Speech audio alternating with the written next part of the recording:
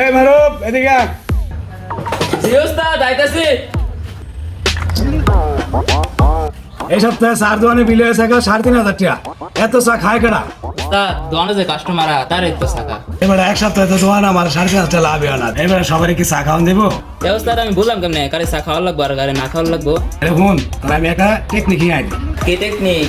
টেকনিকটা হলো গিয়ে তোরা যখন কম আমি চা আনতে যা তখন চা আনতে যাই বেশি কিন্তু ঘুরে আইবি না। যখন তোর কম চা লই তখন তুই চালে আইবি। এ ওস্তাদ বুঝছি। ঠিক আছে যা মাল্টিকা গুছা।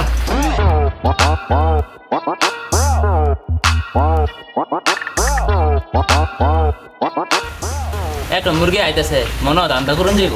ওস্তাদ একটা মুরগি আইতাছে। আচ্ছা ঠিক আছে আইবার দে। আসসালামু আলাইকুম মাসুম সাহেব। ওয়ালাইকুম সালাম, আসেন বসেন। কিরম আছেন তাহলে ভাই সাহেব? ভালো আছি, আপনি কেমন? আছি ভাই। নতুন পাশপাতি কি আইছে? অবশ্যই তো আছে, কি লাগবো আমি দেখতাছি ভাই। দেখেন। এ ভাই চা নাই? ও নাই না। হ্যাঁ মারুফ চা আনতে যা, চা আনতে যা। এ মালাই চাইলো মালাইসা। ঠিক আছে ওস্তাদ যাই তাহলে। আচ্ছা ভাই তে আছে আনতে থাকো, আমি মাল একটু দেই। আচ্ছা ঠিক আছে দেখেন। যাবো রে ভাই। ভাই এই সাক্কাটি 13 সাইজ না 14 সাইজ? ভাই এটা 13। আর এই সাক্কাটা ভাই সাক্কাটা এটাও 13। তাহলে ভাই এই সাক্কার রিং আমার গাড়ি মধ্যে লাগায় বুঝছো? ঠিক আছে আপনি গাড়িটা লয়ে আনছি একদিন, পরে আমি সারা লাগাই দেব না।